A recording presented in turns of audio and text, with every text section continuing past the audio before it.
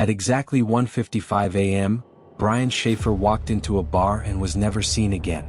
No screams, no struggle, no chase into the night. Just a crowded college bar, loud music, flashing lights, and a young medical student who vanished without leaving a trace. Brian Shaffer was 27 years old, a second-year medical student at Ohio State University, intelligent, social, well-liked, and according to everyone who knew him, not the type of person who would simply disappear. On the night of March 31, 2006, Brian went out with friends to celebrate the beginning of spring break. They chose the Ugly Tuna Saloona, a bar located on the second floor of a building called Gateway Film Center, directly across from campus. It was a familiar place, crowded, loud, packed with students.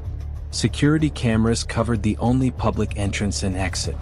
That detail would later change everything. Brian arrived at the bar with two friends around 9:30 p.m. They drank, talked, laughed, moved through the crowd. At some point after midnight, Brian became separated from his friends. That was not unusual. Inside the bar, movement was constant, people came and went, conversations overlapped. Around 1:55 a.m., cameras recorded Brian standing near the escalator talking to two women. This is the last confirmed image of him alive. The footage is clear. Brian is relaxed, smiling, leaning casually against the wall. He is not distressed. He is not intoxicated beyond control. He is not arguing with anyone. Moments later, the two women walk away. Brian remains standing there. And then the footage ends. The cameras continue recording. Hundreds of people exit the bar that night. Students, couples, groups, security staff. Brian Shaffer is not among them. Not on any camera. Not at the escalator. Not at the stairwell. Not at the door. He never walks out. Police reviewed the footage frame by frame. There was only one public exit. The service door was locked. The emergency exits were alarmed. No alarms were triggered. No one saw Brian leave. No one saw him fall. No one saw him fight. He simply ceased to exist inside a building full of people. At closing time, his friends waited outside. They assumed Brian had left with someone else. That also seemed normal. But hours passed. Brian never called. Never texted. Never showed up. The next day his phone went straight to voicemail. It has never been used again. His bank account was untouched. His credit cards unused. His social security number never appeared. No travel records. No hospital admissions. No arrest. Nothing. Investigators began searching immediately. They questioned bar staff, security, friends, acquaintances. They reviewed footage again and again. Every person leaving the bar was accounted for. Except Brian. One theory suggested Brian might have slipped out through the construction area. But construction workers confirmed no exits were accessible. Another theory suggested he fell into a hidden area. Search dogs found no scent. Police searched dumpsters, basements, rooftops, nearby alleys. Nothing. Then there was the idea that Brian staged his disappearance. But Brian had just lost his mother weeks earlier to cancer.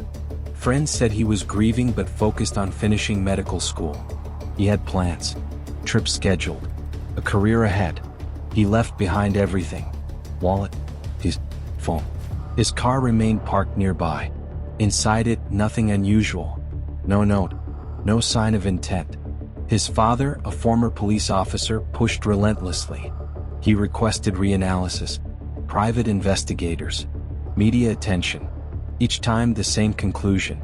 Brian Shaffer walked into a bar and never walked out. Years passed. The case grew colder. But something about it never settled. The environment was controlled. The timeline tight. The cameras constant. This was not a disappearance in the wilderness. This was not a dark highway. This was a building. In a city. Surrounded by witnesses. Which is what made it terrifying. If someone can vanish here, they can vanish anywhere. Then investigators began noticing something else. Brian's case was not alone. There were other disappearances. Same age range. Same timing. Same last moments. Young men. At night. After social gatherings. And in those cases, something else appeared. The final phone call. A voice on the line. Confusion. Fear. Coordinates that made no sense. In Minnesota, 2 years later, a young man called his parents from a dark road. He said he was surrounded. He said he could see lights. He said he was afraid. Then the call ended. He was never found. And in another case, a college student vanished after a night out. His last known moments were not captured on camera, but they were recorded through a phone. Because while Brian Shaffer disappeared without a single call, others vanished while someone was listening. And what they said in those final minutes changed everything. This is where Brian's story ends, and where the calls begin. After Brian Shaffer vanished inside a crowded bar, investigators believed they had witnessed something rare, a disappearance that defied logic inside a controlled environment. But 2 years later, another case emerged, far from cameras, far from crowds, yet somehow just as impossible. This time, the darkness was open, silent, and empty. His name was Brandon Swanson. Brandon was 19 years old, a college student in Minnesota, responsible, close to his parents, known for always checking in. On the night of May 14, 2008, Brandon attended a small gathering with friends after finishing exams. He was not drunk beyond control. He was not reckless. He left the party late at night, planning to drive home. But he never arrived. Around 2 a.m. Brandon called his parents. His voice was calm at first. He told them he had driven into a ditch. He believed he was near Lind, Minnesota. He was confident he could walk to town. His parents immediately got into their car and began driving to find him. They stayed on the phone with Brandon the entire time. What followed would become one of the most disturbing recorded disappearances in modern history. As Brandon walked, he described his surroundings: gravel roads, fields, a fence, lights in the distance. At times he sounded confused, at times frustrated. He told his parents he could see the lights of a town. They told him to stay where he was. They told him they were close. But every time they thought they were near him, Brandon said he could not see them. Then something changed. Brandon said he was walking through water. Not deep, just enough to soak his shoes. Then his phone cut out. Minutes later it rang again. Brandon sounded scared. He said he was in a field. Then silence. Then a sudden exclamation. "Oh shit." The line went dead. That was the last thing anyone ever heard from Brandon Swanson. Police began searching immediately. Hundreds of volunteers, dogs, helicopters. They searched fields, ditches, rivers, culverts. Nothing. Days passed. Then weeks. Then months. Brandon's car was eventually found. It was not near Lind. It was 25 miles away near Taunton. Everything Brandon believed about his location was wrong, which made the phone call even more terrifying, because it meant that while Brandon's parents were desperately trying to reach him, they were nowhere near him. Years later, remains were discovered in the Yellow Medicine River. DNA confirmed they belonged to Brandon, but the location raised even more questions.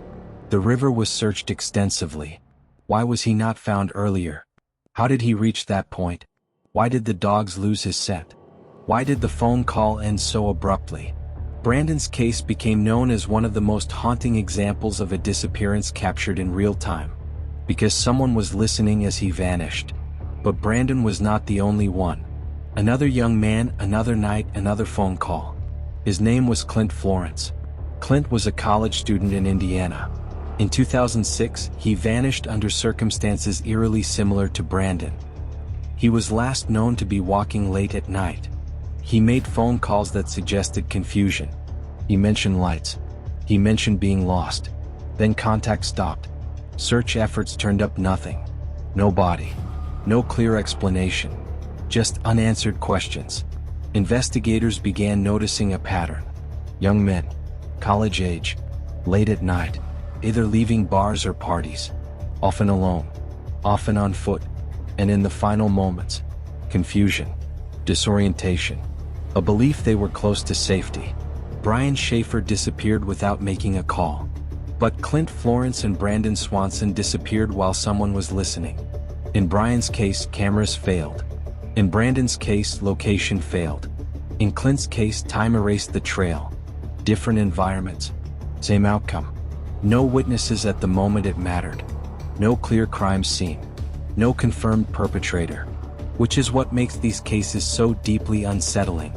They challenge the idea that awareness equals safety, that communication equals protection. Brian was surrounded by people. Brandon was connected by a phone. Clint reached out, and still all three vanished. Some theories suggest accidents. Others suggest predators. Some believe intoxication played a role. Others argue that explanation is too simple, because none of these cases fit neatly into human error alone. Brian never left the bar. Brandon never reached the road. Clint never returned. And no evidence conclusively explains why. What remains are fragments, video frames, phone calls, last words, and families who replay those moments endlessly, trying to hear something that was missed, trying to see something that explains everything. These cases remain open, not because investigators stopped caring, but because there is nowhere left to look. They exist in that terrifying space, where logic collapses, where technology fails, where people vanish, not in distant forests, not in oceans, but in places where help should have been close. Which is why these stories endure, because they force one final question. If it could happen to them, could it happen to anyone?